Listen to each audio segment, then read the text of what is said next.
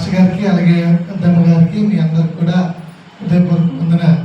నిజంగానే వాస్తవంగా brother Paul గారు ఈరోజు ఇంకో కార్యక్రమంలో ఉండాలి. వాళ్ళ బావగారు మరణించారు మొన్న ఆదివారం నైట్ యాక్సిడెంట్లో చనిపోయిన పాస్టర్ గారే. మేము అసలు యాక్చువల్గా అక్కడ ఉండాలి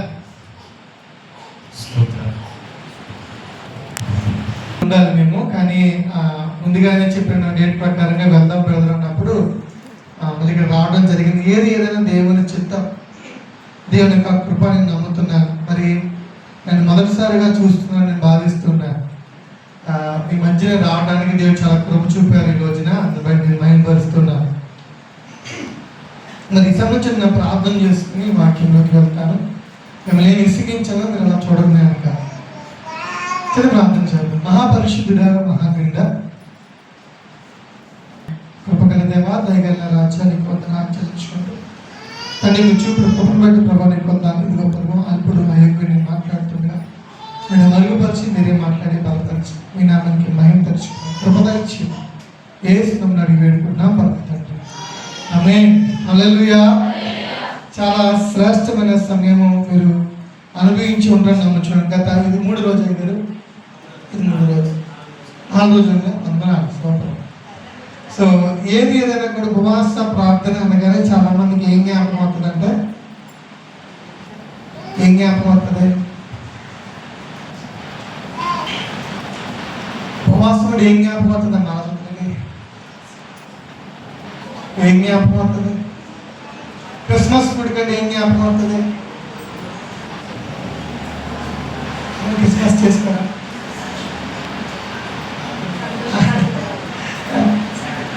శాంతా క్లాసు, లేకపోతే చికెన్ కర్రీ, బిర్యానీ, లేకపోతే హ్యాపీనెస్, చిన్నపిల్లల డ్రెస్లో, పాటలు, డ్యాన్స్లో, ఇవన్నీ జ్ఞాపకం వస్తాయి.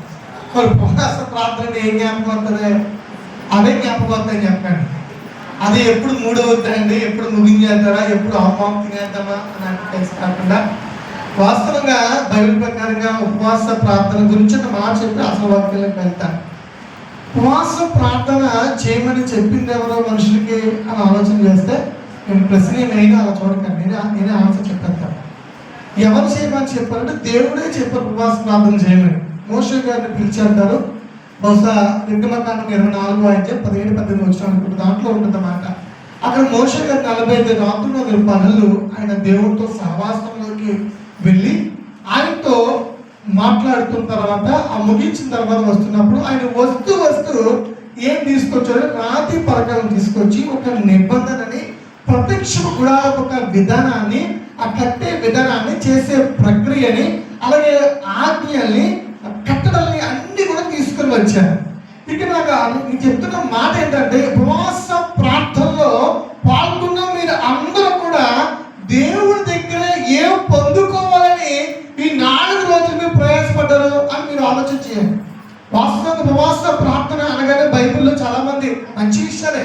కష్టం వచ్చినప్పుడు, బాధలు వచ్చినప్పుడు, భయంకరమైన శ్రమ వచ్చినప్పుడు ఆ శ్రమ పోవడానికి, అది ఆ బంధకం పోవడానికి ఉపవాసం ఉండి ప్రార్థన చేస్తామండి, కన్నీరు విడిచి ప్రార్థన చేస్తామని ఇలా చెప్తే కష్టం గురించి, బాధ గురించి ఉపవాసం ఉండదని మాట చెప్పట్లా.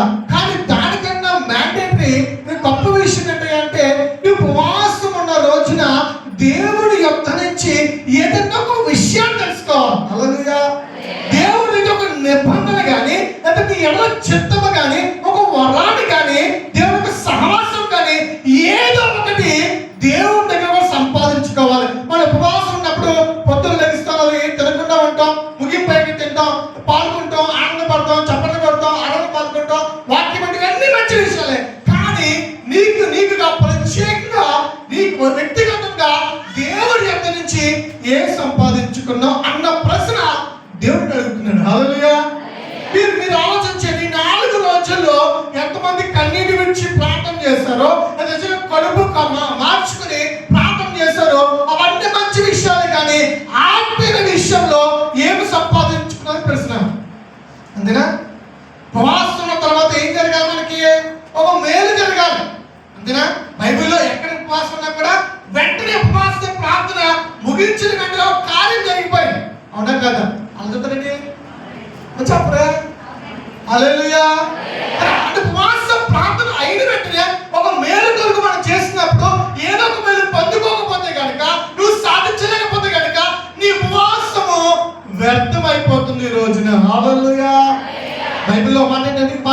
ఇప్పుడు మనం ఎంత అనుకున్నాం కదా, ఏదైనా సందర్భం వచ్చినప్పుడు దేవుడికి మందిరంలోకి కాడి పట్టుకొచ్చారు, ఫ్రూట్స్ పట్టుకొచ్చారు. పాత నిబంధన గ్రంథంలో ఎవరైనా పాపం చేస్తారనుకోండి, పాపం చేసినప్పుడు డబ్బులు ఎవరు చేస్తారంటే మీలాగా గొర్రెల్ని మేకల్ని పట్టుకొస్తారు. నాలుగు పేదలు అనుకోండి, మిడిల్ క్లాస్ అనుకోండి, ఒక గోవలు పట్టుకొస్తారు. ఇంకా పేదవాళ్ళు ఆయనలాగా రొట్టె పట్టుకొస్తారు. ఇప్పుడు అది కూడా లేదు ఆయనలాగా అనుకుందాం. ఇప్పుడు ఆయనే పట్టుకోవాలి చెప్తలేదు.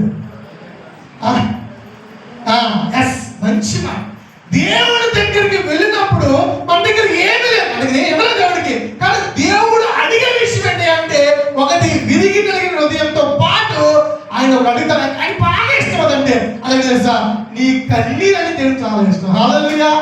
దేవుడికి నువ్వు కన్నీటి కాచి ప్రార్థన చేసిన రోజున దేవుడు నీ బ్రతుకు సంఘ విధానం కానీ ఇందాక చెప్పమాట బీదల వారి అన్ని కూడా మార్చబడితే దేవుడి చిత్తాలు ఏదన్నా మార్చగలదు అంటే కనుక అది ఒకే ఒకటి మన కన్నీరు మాత్రమే. హల్లెలూయా.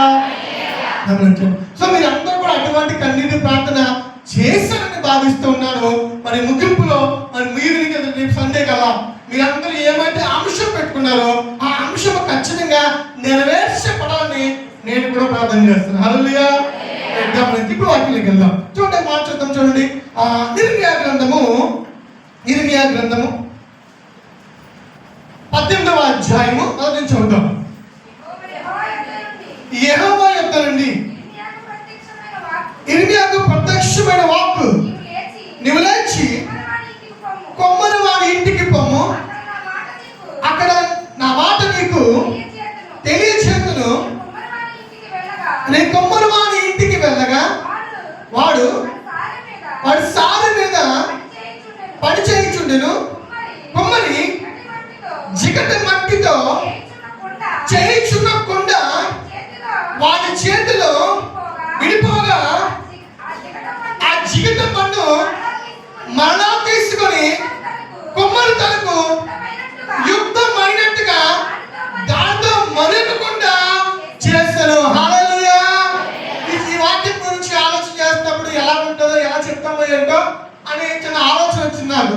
ఆల్రెడీ ఆయన చెప్పారు, ఆ సంఘం చాలా అద్భుతంగా ఉందండి, ఆత్మీయుల బలంగా ఉంది, పైగా సేవకుడు ఎక్కడ కేరళ ట్రైనింగ్ అంటే ఇంకా మనమే చెప్తాములే అని అన్ని చెప్పేసి ఉంటాడు. ఇంకా మనం దాని గురించి పెద్దగా ఇంకా చెప్పడం ఉంటుందో అంత తెలిసి ఉంటుందో అనుకున్నాను. కానీ నా ప్రేరణ ఏంటంటే అదే విషయం చెప్పాలి, మళ్ళీ ప్రేరణ కలిగింది. సరే, వస్తువులను మెట్లు ఎక్కినప్పుడు ఆ కారులో కొండ కనబడింది నాకు. ఏ కొండ? అది నేలకొండ. ఆ నేలకొండ నిండుగా ఉన్న ఆ సగం నేను చూడాల, కానీ మొత్తం కొండ కనిపించింది. అది వాక్యం చెప్పొచ్చు, అది దేవుడు అది సూచన చూపించాలనుకుని భావించి ఆ కొండ గురించి వర్తమానం చెప్పిన ఆశ కలిగి ఉన్నాను. చాలా ఆశ్చర్యంగా నేను ఎన్ని చర్చలకు వెళ్ళాను కానీ ఎక్కడ కొండ చూడలేదు. కొండ ఎక్కడ చూడలేదు. ఆ కొండ ఎవరికి ఉంటుంది? ఇప్పుడు అందరి ఇంట్లో ఏముంటుంది అనగానే అంత మొత్తం పాసిపోయి పులిసిపోయి మొత్తం అండి వాళ్ళు కూడా ఉంటుంది. ఆవిడ మరి గౌరవం రెండు వాళ్ళు నీకోసం బాగుందా అంటే దాంట్లో పిలిచేస్తాం. ఇంకా కొండ వాళ్ళు ఎవరులే, కానీ వాస్తవంగా కొండ ఎవరికి సాదృశ్యం అంటే మనకే సాదృశ్యం. ఇక్కడ విషయం ఏంటి అంటే ఇదిగే దేవుడు మాట్లాడుతూ అంటున్నారు, అయ్యా నీకు విషయాన్ని బయలుపరుస్తానని చెప్పి ఆయన వెళ్ళబడినప్పుడు ఒక కొమ్మరు వాడి దగ్గరికి వెళ్ళినప్పుడు ఆ కొమ్మరు అంటే చాలా చక్కగా మళ్ళాంటి బ్రతికే ఆ కొమ్మరు యేసు ప్రభు సాదృశ్యం. ఎవరట? యేసు ప్రభు సాదృశ్యం. ఆ కొండ ఎవరు? కొమ్మరు ఎవరు? యేసు ప్రభు. కొండ ఎవరు? ఎందుకంటే మనకన్నా దౌర్భాగ్యులు పాపులు ఎవరు ఉండరు. ఎందుకంటే ఈ వాక్యం మీకు అర్థవత్తికి మార్చి చెప్పాను. ఇక్కడ విషయం ఏంటి అంటే ఇప్పుడు ఆ కొమ్మరి వాటికి వెళ్ళిన తర్వాత ఆ కొమ్మరి అంట జగత్తు మనం తెచ్చుకున్నాం. ఇప్పుడు కొమ్మరి కొండ చేయండి, అక్కడ ఏం కావాలండి? మట్టి కావాలి. ఇప్పుడు దేవుడు అందుకని మన వేరే ఆలోచన మనకు ఖచ్చితంగా కొండే, ఆ నల్లకొండ ఎర్రకొండ అదేం కాదు, మనకొండే. ఇక్కడ విషయం ఏంటి అంటే ఆ జిగట మనం తీసుకుని ఆయనంట దాన్ని సారం వేసి దాన్ని ముందుగా కొండ చేసినప్పుడు దాన్ని జాగ్రత్తగా పిసికి దాన్ని కొట్టి మొత్తం దాంట్లో ఆ కణాలు, అది గాజు పెంకులు, వ్యర్థమైన అన్ని బయటకు వచ్చేదాకా దాన్ని మామూలు కొట్టు కొమ్మలు. నేను చూసాను ఒకే ఒకసారి. మామూలు కొట్టడు దాన్ని మొత్తం తొక్కాడు, పిసికాడు, నీళ్ళు చిన్నకునేది మొత్తం మృదువుగా చపాతి పిండి అయిపోయింది. ఆయన తర్వాత తీసుకొచ్చి దాని సార్ వేస్తారు. సార్ అంటే రౌండ్ గా ఒక చక్రం లాగా తెలిసిన విషయం. అక్కడ వేస్తే తిప్పిన తర్వాత చాలా జాగ్రత్తగా చక్కగా చాలా జాగ్రత్తగా చక్కగా బయట కూడుకుంటుంది. ఇదేంటి ఎంత కొట్టేసిన తర్వాత అమ్మ చేసిన తర్వాత అక్కడ తిప్పినట్టు కూడుకుందండి అనుకున్నాడు. కానీ దేవుడు విషయం గమనించండి, నువ్వు ఎలాంటి పరిస్థితిలో ఉన్నా కూడా దేవుడి యొక్క ఆశ అంటే నీ ఎడల నా ఎడల ఈయన యోగ్యమైనటువంటి పాత్రగా చేయటమే దేవుడిని చిత్తమై ఉంది. హల్లెలూయా. ఇప్పుడు విషయం జ్ఞాపకం చేసుకుంటే అది మన కష్టాలు కావచ్చు, మన బాధలు కావచ్చు, మన ఇరుకులు కావచ్చు, ఏదైనా కావచ్చు, ఆ తిప్పుతున్నప్పుడు కనుక నువ్వు ఓపిక కలిగి ఉంటే కనుక దేవుడు ఏం చేసినా నా మంచి కొరికే, ఆయన ఏమీ విడిచిపెట్టడు. ఒకవేళ ఈ కష్టం కొంతకాలమే ఉంటది, తర్వాత సమాధానం ఖచ్చితంగా ఇస్తాడు. ఈ కలుపు నుంచి బయటకు వచ్చిన తర్వాత నేను శుద్ధ స్వామిగా మార్చబడతానని ఎవరైతే ఆ తిప్పుడికి ఒప్పుకుంటారో వారు నిజంగానే దీవించబడతారు. హల్లెలూయా. గమనించండి, ఆత్మీయ జీవితంలో మన కష్టాలు ఖచ్చితంగా వస్తాయి, బాధలు ఖచ్చితంగా వస్తాయి, రోగాలు ఖచ్చితంగా వస్తాయి. ఇది కాదు మీకు ఆశీర్వాదం వచ్చేది దీని నుంచి ఎవరన్నా చెప్తే కనుక నమ్మద్దు. ఎందుకంటే మనకి రెండు ఉంటాయి. మన దేశం అంట మోషే గారు అంటారు, దేవుడు అయ్యా నువ్వు వెళ్తున్న దేశము లోయలు గల దేశము, కొండలు గల దేశము. నీ ఆత్మీయ జీవితం కూడా నీ కుటుంబ పరిస్థితులు ఎలా ఉంటుందంటే ఒక్కొక్కసారి లోయ అనుభవం ఉంటుంది, ఒక్కొక్కసారి ఇక పాయింట్ ఏంటి చెప్తుంది కదా. ఇక్కడ విషయం ఏంటంటే లోయ అనుభవం అంటే అర్థం ఏంటంటే కష్టం బాగా ఇబ్బంది. ఈ లోయ అనుభవంలో ఉన్నప్పుడు జాగ్రత్తగా ప్రవర్తించాలి. మనం దేవుడు తిప్పుతున్నాడని జ్ఞాపకం చేస్తున్నాం, దేవుడి పరిశుద్ధి జ్ఞాపకం చేస్తున్నాం.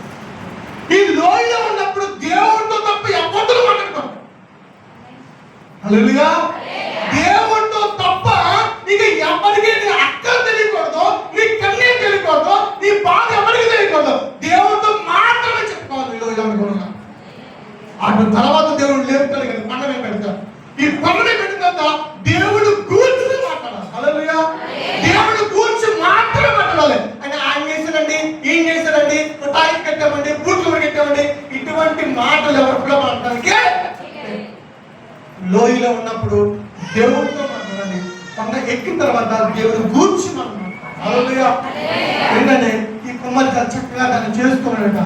చక్కగా చేసిన తర్వాత అది ఊడిపోయింది, మనది గొప్పగా చేసేట బైబిల్లో జ్ఞాపకం చేస్తాను. ఇప్పుడు మనము కూడా అంటే నేను కూడా ఒక కాలంలో గతించిన కాలంలో నా ఇంటర్మీడియట్ కాలం వరకు కూడా ఏంటంటే ప్రభుని ఎరగని కొండ ఎవరంట అమ్మ చెప్పండి. ప్రభుని ఎరగని కొండ ఎవరు? అప్పుడు ఆ పేరెంట్స్ గంగాధర్ నా పేరు. ఈ కొండ ఎలా ఉండదంటే ఈ కొండ అత్యంత మూర్ఖంగా ఉండేది. కొండ అత్యంత మూర్ఖంగా ఉండేది. చాలా పూర్తి చేసుకుంటూ అసలు ఏమాత్రం బాధ్యత లేవు, లేకపోతే భవిష్యత్తు ఏంటి ఆలోచన ఏమి లేవు.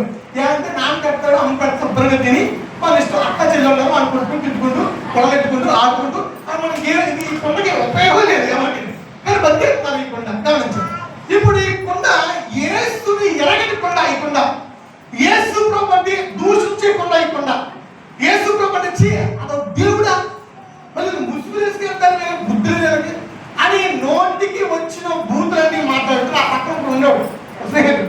ఆడు కలిసి ఇంకా భయంకర భయంకర మాట్లాడ అసలు యేసు ప్రభు అంటే ఆడ అనటి ఆడు భయంకర లక్షణాలు ఇంకా అంత భయంకరంగా ఉంటుంది. ఈ కొండ అంత విషయమే, ఈ కొండ అంతా విషయమే. ఎందుకంటే నేను భయంకరంగా విగ్రహాలను భయంకరంగా చేస్తాను. నా పేరు శివంగా వెనుక మేము దక్షిణం వెళ్ళి శివమాల వేసుకునేవారు. నేను మా నాన్నగారు శివమాల శివుని పూజించు, నా పేరు శివంగా రండి. సో భయంకరమైన ఆ కొండంతా కూడా ఏంటంటే లోకమంతా నారాయణ ఉంది, లోకమంతా నారాయణ ఉంది, పాపమంతా నారాయణ ఉంది, దేవుడికి వ్యతిరేకంగా ఉంది. ఇవన్నీ కూడా నారాయణ ఉన్నాయి. అర్థమవుతుందన్నమాట. ఈ విషయం బైబిల్ ఎక్కడ దొరికిందంటే నాకు ఇప్పుడు చూడండి, 2వ రాజుల గ్రంథము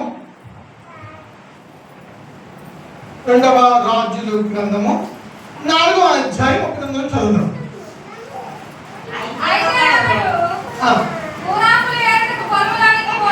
పోయి వెర్రి ద్రాక్ష చెట్టును చూచి దాని గుణము ఎరుగక దాని తీగలు తప్పి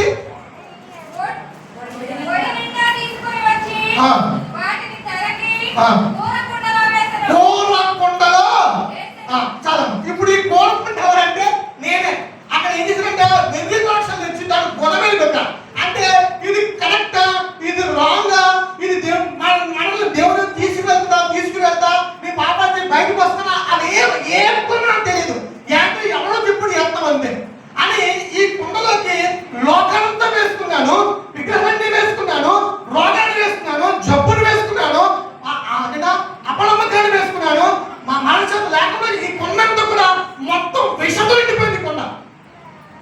ప్రభువుని ఎడకు ముందు కొండ విషముతో ఉంది కొండ. గుణము ఎదుగుక ప్రతి దేవుడే. ఇలా తంతే దేవుడు, అతంతే దేవుడు. రాయి ఒకేసాం. అసలు మేము చేసే పిచ్చి పనులు ఎవరు ఒకసారి భయంకరం భయంకరం. మట్టుకు తీసాము భయంకరం. మట్టి పొట్ట మీద మట్టుకు తీసాము తెలియక. గుణము ఎదుగక తన విధానము తెలియక అన్ని కోసుకొచ్చి ఈ కుండలో వేసుకున్నాను. ఇప్పుడు కుండ ఏమైంది చెప్పలేదు, విషమైపోయింది. ఎవరికి విషమైందంటే నా ద్వారా ఎవరికి ఉపయోగం లేదు, నాకు కూడా ఉపయోగం లేదు. తప్పదు, భయంకరమైపోయింది. ఇప్పుడు ఈ కుండలో విషయాన్ని విరుగుడు చేయాలంటే కనుక ఏం కావాలంటే చెప్పేస్తాం ఖచ్చితంగా. ఏం కావాలంటే చెప్పండి, ఏం కావాలి? ఏం కావాలి? యేసు క్రీస్తు అనే పిండి తప్ప ఆ విషయానికి విరుగుడే. హల్లెలూయా. ఈ సందర్భంలో ఈ కొండకి ఏమవుతుందంటే ఒక భయంకర రోగం వచ్చింది. గొడవెరుగుగా చేసిన పనులు బట్టి కొన్ని రోగాలు వచ్చింది. అది జెన్యున్ గా వచ్చిన విషయమే. అయితే ఒక మీకు చాలా మంది అట్లా పెద్ద వస్తామాట. స్టీఫెన్ హాకిన్స్ ఒక సైన్స్ ఉంటాడు. స్టీఫెన్ హాకిన్స్ అతను వీల్ చైర్ లో ఉంటాడు. అక్కడ మనం చెప్పి నాకు పెద్ద ఆదాయం లేదు. కాకపోతే ఒకవేళ ఆయన కొండలో యేసుని పిండి లేదు కనుక అతను గతించిపోయాడు. హల్లెలూయా. బహుశా నా కొండలో యేసుని పిండి ఉంది కనుక ఈ రోజు మైకట్టుకుని గట్టిగా అడుగుతారు. హల్లెలూయా. అది విషయం. ఈ కొండ భయంకర విషయంతో ఉన్నప్పుడు, గొడవగా ఉన్నప్పుడు అయ్యా ఈ కొండ నాశనం అయిపోతుంది, దీనిలో ఎవరికి ఉపయోగం లేదు, పైన వాడు కూడా శిక్షిపోతున్నాడు, దీనికి విరిగినట్టయ్యా అంటే మేము అంత ప్రయత్నాలు చేస్తున్నాం. కానీ జనవరి బాగైపోతే, లేకపోతే ఆగస్టు బాగైపోతే, ఇగో జాతర పక్కన ఎలా ఉంది ఇలా అని చెప్తున్నారు. కానీ ఎన్ని ప్రయత్నాలు చేసినా దీంట్లో ఉన్న విషము, ఈ కొండలో ఉన్న విషము బయటికి వెళ్ళట్లేదు, లోపలికి వెళ్ళట్లేదు, నాశనం చేస్తూ ఉంది, దానికి విరుగుడు లేదు. ఇటువంటి సందర్భంలో ఒక డౌట్ వచ్చింది. ఇప్పుడు ఎలా వచ్చారు? ఇప్పుడు ఎలా ఉందా? విషము కదా. ఇప్పుడు ఎలా వచ్చారు? ఒకరోజు నేను గుడికి వెళ్ళి అక్కడ నేను తెలంగాణ వెళ్ళి పూర్తి చేస్తున్నాను. డౌట్ వస్తుంది, భయంకర డౌట్ ఏంటంటే నేను ఎంత ఇన్ని కొబ్బరికాయలు పట్టుకో ఈ పాల ఓకే ఇది చేసాం దగ్గర పెట్టుకున్నాను రాకుండా గట్టిగా పడట్లేదా? ఇప్పుడు గట్టిగా పడుతున్నాను. రైట్. సో అక్కడికి వెళ్ళగానే నాకు ఏంటంటే ఒక డౌట్ వచ్చింది. నేను ఎంత ప్రార్థన చేస్తున్నాను, ఎంత మొర పెడతాను, కొబ్బరికాయలు పట్టించాను, పరాభిషేకాలు చేస్తాను, ఇన్ని చేశాను, నేను చేస్తున్నా అది ప్రార్థన అనే మొక్కు ఉందో ఆ విగ్రహం వింటుందా వినదా అని డౌట్ వచ్చింది. ఆ డౌట్ లో ఇంటికి వచ్చేస్తున్న సమయంలో మా ఇంటి పక్కకు వదిలింది కలుగుతుందండి. ఇప్పటికి నాతో అన్ని ఆవిడ స్మార్ట్ఫోన్ తల్లిగారు అనుకుంటుంది. ఆవిడ శివ ఈరోజు మా ఇంట్లో ప్రార్థన ఉంది కాదు, నీకు మాకు సంబంధం లేదు ప్రార్థన కదా ఉంది అంటే రానని చెప్పిన తర్వాత అంటే ఈరోజు గోంగూర చికెన్ చెప్పి అయితే వస్తాను. ఏముంది ఇవాళ గోంగూర చికెన్ అంటే అయితే ఖచ్చితంగా వస్తున్నాను రాను. కరెక్ట్గా 1 గంటకి అయిపోతున్నాను. చాలా తాతగా 1 గంట దాకా ఆ పక్క ఈ పక్క తిరిగి ఎప్పుడు పెడతారా సినిమా టికెట్కి వెళ్ళే వాళ్ళు కదా రెడీ గోధుమ నక్కలా కొడుతూ ఉన్నాను. మొత్తం ఇంకా 1 గంట అయిపోతే ఎవరు బయటకు వస్తారు. నేను లోపలికి వెళ్ళిపోయాను. వెళ్ళిన తర్వాత అందరూ నీలాగే అందరూ ముస్లిమ్స్ ప్రార్థన చేస్తారు. ఆ పాస్టర్ గారు మీ ప్రార్థన చేయండి అమ్మా, మీ ప్రార్థన దోతలు వచ్చి పట్టుకెళ్తాయి, దేవుడు ప్రార్థన ఆలకిస్తాడని చెప్పాడు. ఒక్కమని తొలిపడింది అంతే. ఎంతసేపటికి ప్రార్థన అవట్లా, ఒక ప్రార్థన పెట్టుకుని వదలరు, ఎక్కువసేపు ప్రార్థన చేస్తారు. కొంతమంది మంచిగా చేస్తారు. నాకేంటంటే ఒకసారి ఊరు వెళ్తున్నప్పుడు పాస్టర్ గారు వాళ్ళ అమ్మగారు ప్రార్థన చేయమని అడిగారు. పాస్టర్ గారు ఆమె ప్రార్థన చేస్తుంది. ఏం చేస్తారు? ఎవరైనా క్షేమంగా లాభంగా రండి, లేకపోతే క్షేమంగా ప్రేమ రండి అంటారు. ఆవిడ డ్రైవర్ని దీవించండి అయ్యా, లారీని దీవించండి అయ్యా, సమూసం దీవించండి అయ్యా అని మొదలెట్టింది. ఆ ట్రైన్ ఇంజన్ మొదలెట్టి మొత్తం బాగా వచ్చేసింది. ఆ ట్రైన్ వెళ్ళిపోయింది.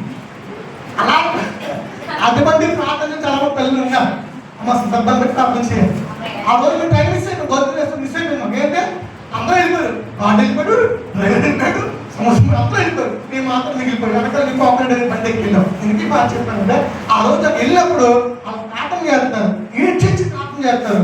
నాకు నచ్చట్ల కోపం వచ్చేది. ఏముంది విషయం ఉంది. ఎందుకు క్రీస్తు గొప్పగా క్రీస్తు వెతికించే విషయాలు ఉంది కానీ ఒప్పుకోవట్లేదు. వాళ్ళ ప్రార్థన చేస్తారు, మొత్తానికి అయ్యింది, మొత్తం కోమర్చి చేసి తిరిగి వచ్చాం.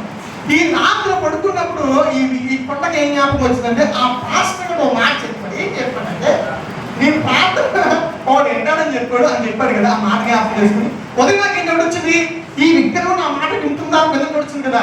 ఈ రెండు తోటలు కలుపుకొని ఇటు పక్క తిరిగి పెద్ద పెద్ద ఫోటోలు వైపులో మొత్తం ఈ పక్కన మూసేసి ఇటు పక్క మోకరించి ఏసీఆర్ గొప్ప మా అమ్మ నమ్మింది, మా తాత నమ్మాడు, నాకు ప్రార్థన రాదు, ఏం చేయాలి చెప్పు, నా రోగం ఎలా ఉంది, అక్కడికి వెళ్ళేవాళ్ళు చెల్లికి వెళ్ళి చెప్తాను. ఎవరు ఎదురుగా వచ్చి అంటారు. నేను కొల్లు తెలిసేటికి మొత్తం చెప్పలేదు. నాకు ముందులో గొలుపు పెట్టుకున్నప్పుడు చెప్పలేదు. మళ్ళీ ఏసీఆర్ నువ్వు గొప్పడు అంటే ఇంక నాకు అర్థమైపోయింది. నాకు అర్థమైపోయింది ఇంకేదో జరిగిపోయింది, ఎవరు ఇంకేదో ప్రార్థన. నేను పడుకుని పోయిన తర్వాత పొద్దున మొత్తం పొంగు వచ్చేసింది. భయంకరంగా వచ్చేసాను. వచ్చేది తీసుకుని కూర్చొని పడగలను. ఇంక నువ్వు రాకుండా నాకు పడుకున్నప్పుడు జ్ఞాపకం వచ్చిన విషయం ఏంటంటే ఆ రోజు రాత్రి ఏం జ్ఞాపకం వచ్చిందంటే నేను ఉదయం గుడిలోకి వెళ్ళినప్పుడు ఈ విగ్రహం ప్రార్థన వింటుందా వినదా అన్న డౌట్లో వచ్చి నేను రాత్రి అయిన తర్వాత మోకరించి ప్రార్థన చేస్తుంటే అని ఊపుట్టులోకి వచ్చానంటే అప్పుడు నాకు ధైర్యం వచ్చిందంటే ఒకళ్ళ ప్రార్థన వింటున్నా. హల్లెలూయా. అంటే మొదలుపెట్టినప్పుడు ప్రార్థన ఖచ్చితంగా వినేవారు ఉన్నారు. బైబిల్ మాట తెలుసా, ఆయన ఇంకో మాట చెప్తారు గోపాల్ గారు, తీకండి అన్నారు. 29:12 రాసుకుంటాను కూడా. దాంట్లో ఏమంటే ప్రార్థన చేద్దాం అనుకున్నప్పుడే దేవుడు రెడీ అయిపోయింది. ఇప్పుడు ప్రార్థన చేస్తే 3:30 లేసి అది దేవుడు ముందు రెడీ అయిపోతాడు. ఎందుకంటే దేవుడు రెడీ అయిపోతాడు. నువ్వు ఎప్పుడైనా ప్రార్థన చేసే సమయం పెట్టుకుంటావో ఆ సమయాన్ని నువ్వు కూర్చోక ముందే ఒక నిమిషం ముందే దేవుడు వచ్చి రెడీగా ఉండి ఆ చెయ్యి అన్నమాట. హల్లెలూయా. అప్పుడు నేను అనుకున్నాను, నేను బయట పప్పులు ఏంటి నట్లు వచ్చేది పడుకోలేకపోతాను. ఆ విషయం జ్ఞాపకం వచ్చింది. అయితే మనం అహం ఒప్పుకోదు కదా. ఏంటంటే యేసు ప్రభుడు చూడండి దేవుడు, ఊరి చెప్పుడు దేవుడు. మనం ఎప్పుడు మనం ముందు ఉంటాం కనుక మనం ఎప్పుడు ఎవరి గురించి వాళ్ళు పూజించుకోవాలని అంత ఎప్పుడో కూడా అంత విషయం అన్నమాట. కొండ సోమవారం ప్రారంభించాను. నాకు వచ్చిన మంత్రాలు పెట్టి చూస్తున్నాను, ఏ రిలీఫ్ రాలా. మంగళవారం వెళ్ళి రిలీఫ్, మంగళవారం హనుమాన్ చాలీసా అని హనుమాన్ చాలీసా అది రాలా. అలాగే మొత్తానికి శనివారం సాయిబాబా అందరూ అయిపోయారు. ఇంకా లాస్ట్ చీప్ కదా మన దృష్టిలో చేసుకోమంటే మన ఇప్పుడు రోగమొత్తనే మొత్తం బంధురానికి నిజంగా అంత పొగలు అంత అమ్మ. ఇక్కడ పాయింట్ ఏంటంటే ఈ చివరికి అడిగిన దేవుని, అయ్యా నువ్వు దేవుడు అంట, నేను నమ్ముతున్నాను, ఈ రోజున నాకు సహాయం చేయవా అన్నాడు. అలాగే నిద్ర పెట్టేసింది. నిద్ర పట్టిన తర్వాత నమ్మండి, నిద్ర పట్టేసింది. నిద్ర పట్టిన తర్వాత నిద్రలో నేను దూరంగా ఒక వెలుగు చూస్తూ ఉన్నాను. ఆ వెలుగు దగ్గరికి వెళ్ళకుండా ముగ్గురు ఆపుతున్నారు. ముగ్గురు విగ్రహాలు సంబంధించిన దేవతలు ఆపుతున్నారు. నేను స్వయంగా చూసింది, కలిపి కలగా ఆపుతుంటే నేను నా మెడలో ఏకపు రుద్రాక్ష లేదు, చేతికి కాసి చూడండి, ఆయాసం బెల్లని 3 బొట్లు బయట పంతున్నారు, పిల్లలకు బెల్లంటున్నారు. నేను అది వెళ్ళలేకపోతున్నప్పుడు వెళ్తున్నప్పుడు బెడ్డని మెడలోది ఈ చేతులది మొత్తం తెంపేసుకున్న తర్వాత ఆ వెలుగులోకి వెళ్ళాను. తెల్లవారు లేచిన తర్వాత ఎంత పప్పులు నా ఇంటి మీద ఏమి లేవు, ఎవరో ఎత్తులు దింపారు, స్వస్థ వచ్చింది. హల్లెలూయా. ఎందుకు నాకు చెప్తానండి, ఈ రోజున ఆ కుండలో విషము గొడ్డ మెరుగుంటే అన్ని మనలో వేసుకుంటాం. ఆ కుండంత విషయమే, మన బతికంత విషయమే, మన ఆలోచన విషయం పాయిజన్. మన ఆలోచనతో పాయిజన్గా ఉంటుంది, మన నడక పాయిజన్గా ఉంటుంది, మన బతికంత పాయిజన్గా ఉంటుంది. నీకు ఉపయోగపడవు, పక్కన ఉపయోగపడవు, అందరినీ పాడు చేస్తూ ఉంటాం. అంత భయంకరమైన కొండలో పడింది ఏంటంటే ఒక పిండి పడింది. ఆ పిండి యేసు క్రీస్తు ప్రభువారు. అయ్యా గొడవ మెరుగుగా పిండి, ఆ గొడవ మెరుగు అన్ని వేసి విషయం అయిపోయిందంటే ఎలీషా పాస్టర్ అమ్మ పిండి తీసుకుంటే ఆ పిండి వేయగలిగిందంట. ఆ పిండి వేయగలిగిందంట. ఏమైతే పిండి వేయగానే విషము విరుగుడు అయ్యింది. హల్లెలూయా. ఈ కుండ భయంకరమైన కుండ ఆ రోజున. కానీ ఈ రోజున ఈ కుండలో ఏమొస్తుందంటే బయటికి దేవుని వాక్యం ప్రార్థన తప్ప ఇంకేం వస్తలేదు. హల్లెలూయా. ఇంకేం మాత్రం వేసుకున్నాడు. ఇంకేం మాట్లాడినా ఊరికే గుర్తులు వేసుకున్నాడు. ఓపెన్గా చెప్తాను, ఆ పని తప్ప నువ్వు ఏ పని చేసి చెప్పుకుంటాను నేను. హల్లెలూయా. ఇప్పుడు ఈ కొండ ఉపయోగకరమైన కొండగా మార్చబడిన దేవుని మహాకృప. హల్లెలూయా. అది ఒక మాట్లాడుతుంది చూడండి. ఇంకొక కొండ చూద్దాం. ఇది ఒక కొండ, ఇది విషయంలో కొండ, రెండో కొండ. కీర్తన మనకి 31వ అధ్యాయంలో వచ్చిన చూడండి. అక్కడ ఓటి కొండ మన దొరికిన చెప్పండి ముందుగా. మరణమై ఎక్కడ చదవండి గట్టిగా. మరువబడితిని, ఓటి కుండ వంటి వాడినైతిని. హల్లెలూయా, హల్లెలూయా. ఇందాక కొండ చెప్పుకున్నా. ఏ కొండది? విష్ణుకుండ కొండ. ఇదే కొండ ఓటి కుండ. ఈ ఓటి కుండ ఉన్న అనుభవం ఏంటంటే ఇది క్రైస్తవ కొండ. ఈ క్రైస్తవ కొండ ఎలా ఉంటుందంటే చాలా భక్తిగా ఉంటుంది, చాలా భక్తిగా ఉంటుంది. సండే చర్చ మాను, శుక్రవారం ప్రార్థన మాను, మాసం మాను. అసలు చూసి పెట్టప్పుడు కూడా ఏమంటే అబ్బా ఎంత భక్తిగా ఉన్నాడు ఈయన, ఎంత భక్తిగా ఉంది ఈయన, అబ్బా ఎంత నిండిగా ఉంది ఇక్కడ అన్నట్టుగా ఉంటుంది. అంత పిల్ల లోపలే ఉంటుంది కాదు, అంత పిల్ల లోపలే ఉంటుంది కాదు పిల్ల. ఈ ఓటు కొట్టుకున్న విధానం ఏంటంటే ఇది పైకి మాత్రం మంచి భక్తి పనులా కనబడుతుంది. ఇక్కడ నా అంత భక్తి కూడా చేయడు, నా అంత ప్రార్థన కూడా చేయడు. నేను ప్రార్థన చేస్తే ఖాళీ లేకపోతే భయంకర మాటలు మాట్లాడుకుంటా. ఇప్పుడు లోపలికి వెళ్ళి చూస్తే ఏముంటుందంటే ఖాళీగా ఉంది. అంటే ఎప్పుడో మారిపోయింది. ఏంటది? నీ లోపల ఉన్న ప్రేమ వెళ్ళిపోయింది, నీ లోపల ఉన్న ప్రార్థన వెళ్ళిపోయింది, నీ లోపల ఉన్న సహవాసం వెళ్ళిపోయింది, దేవుడితో కన్నీటి ప్రార్థన అన్ని వెళ్ళిపోయింది. కానీ పైకి ఎలా ఉందంటే ఓ నిండు కొండలాగా కనబడుతుంది. ఈ ఓటి కొండ ఎలా ఉంటుంది? ఎక్కడ కూడా కన్న ఉండదు, ఒక పొగలు ఉంటుంది. ఈ పొగలు ఎక్కడ ఉంటుందంటే లోపల ఉంటుంది. పొగలు ఎక్కడ ఉంటుందా? బయటకి ఏం కనపడదు, బయటకి ఏం కనపడదు. బయటకి కనపడితే అరే పగులు ఉంది అనేది కూతురు పాము ఏదైనా.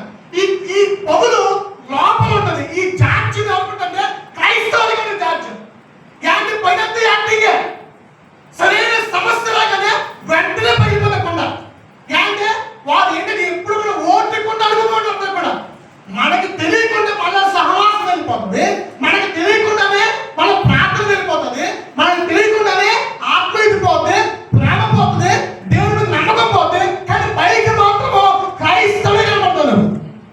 హల్లెలూయా. అంటే నీకు అనుభవం అంతా కూడా ఎలా ఉందంటే పైకి అంతా క్రైస్తవులు కానీ లోపల డల్లే. గమనించండి, చాలా మంది చెప్తారు ఈ మాట. ఒకప్పుడు నేను చాలా బాగా ప్రార్థన చేశానండి, గంట ప్రార్థన. మరి ఇప్పుడు గంట ప్రార్థన ఏమైపోయింది? క్యాలెండర్ వాకింగ్ వచ్చేసింది. అదేదో పడిపోయిపోయినట్టు రాత్రులు అలాగైపోతుంది బయటికి. ఇంకేదో పండుకో ఆయన ఇది దేదో పడిపోతున్నాడు. ఒక్క నిమిషం కూడా ఆయన ప్రార్థన చేయలేవు ఈ రోజున. మళ్ళీ నేను చెప్తున్నావు క్రైస్తవుడు చెప్తున్నావు. మళ్ళీ మరి క్రైస్తవుడు ఏం చేయాలి? మరి ఆత్మీయ చేయాలి. అది పైకి మాత్రం అందరికి బాబాయ్ అన్నట్టుగా. లోపల ఏంటంటే చాలా మంది అంటారు ఎప్పటి నుంచో ప్రార్థన చేస్తామండి. అమ్మ అవునమ్మా ప్రార్థన చేయండి. అబ్బా ఆమె అందరికి ఒక ప్రార్థన ప్రారంభించారు. ఆమె చెప్పలేదు. మరి ఆ ఏసీ ఎవరు అలాగండి ఏసీ ఆమె చెప్పడం రాను చాలా మంది వచ్చిన ప్రార్థన గంట చేస్తారు కానీ ముగింపు రాదు. అంటే అర్థం ఏంటంటే సాహసం లేదు. ఎక్కడ ప్రారంభించాలో ఎక్కడ ముగించాలో ఏం చేయాలో ఏంటో తెలియదు. కానీ క్రైస్తవ పిల్లలకు మాత్రం పుష్కలంగా ఇస్తారు. వీరందరూ ఎవరంటే ఓటికుండ. హల్లెలూయా. ఈ ఓటికుండలో మనకు కనపడవు, మనలోనే ఉంటాయి. కనపడవు కానీ మనలోనే ఉంటాయి. ఈ ఓటుకుండకు అనుభవం ఈ మాట ఎవరు చెప్పారు? దావీదు ఈ మాట చెప్పారు. దావీదు గారు ఎలాంటి వారు అని ఆలోచన చేస్తే ఆయన చిన్నప్పటి నుంచి ఏం పని? గొర్రెలు కాసుకుంటూ వాయించుకుంటూ దేవుడిని మహిమపరుచుకుంటూ ఆరాధన ప్రార్థన, ఇంకా దేవుడికి దగ్గర ప్రార్థన, ఆరాధన పాటలు ఇవన్నీ భయంకరమైన జీవితం అయింది. అటువంటి ఆయన చెప్తున్న మాట ఏంటంటే రోజున నేను ఓటికుండ వంటి వాడిని అయిపోతుంది ఏం ఇప్పుడు ఎవరో మరి చిన్నప్పటి నుంచి దేవుల్లో ఉన్న ఈయన గొర్రెలు కాయని మార్పించి సింహాసనం ఎక్కించిన దేవుని మహిమపరుస్తూ ఇదిగో మందిరం కట్టేంత వరకు నీ కిందే పడుకుంటాను, మందిరం సామాన్య సమకూర్చే వరకు నేను నిద్రపోను అని కక్కన కట్టుకున్న దావీదు గారు చెప్తున్న మాట ఏంటంటే రోజున నేను ఓటు కావాలి